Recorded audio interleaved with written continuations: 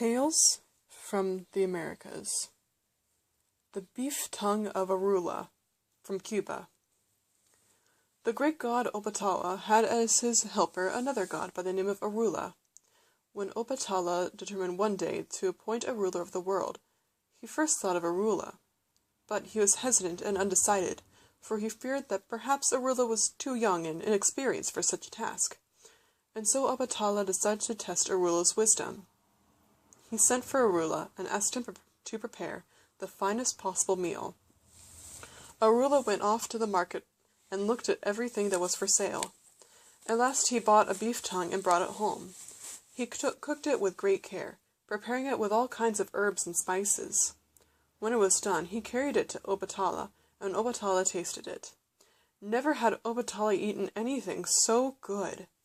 When the food was gone, he complimented Orula and said to him, "Tell me, Orula, when you had the choice of all the different meats in the market, why did you choose the tongue?"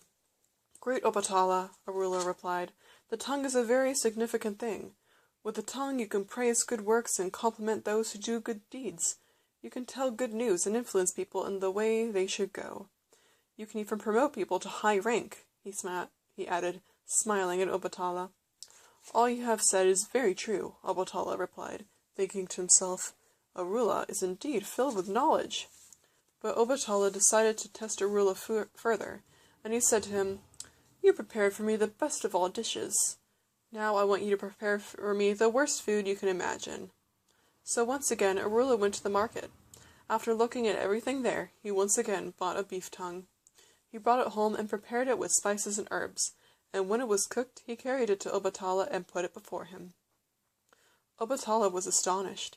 He said, "First you have brought me this dish and represented it as the best of all good things, but you again bring tongue and represent it as the worst of bad things. How can you explain this?" Orula replied, "Great Obatala, the tongue is a very significant thing. With the tongue you can belittle a man's endeavors and destroy his good reputation. You can influence people to their disadvantage, and with an evil word you can deprive them of their livelihood. With the tongue you can betray an entire country and sell all of its people into slavery." When Obatala heard this, he said, "All that you have said is true. You are indeed wise beyond your years." And then and there he made Orula master of the world.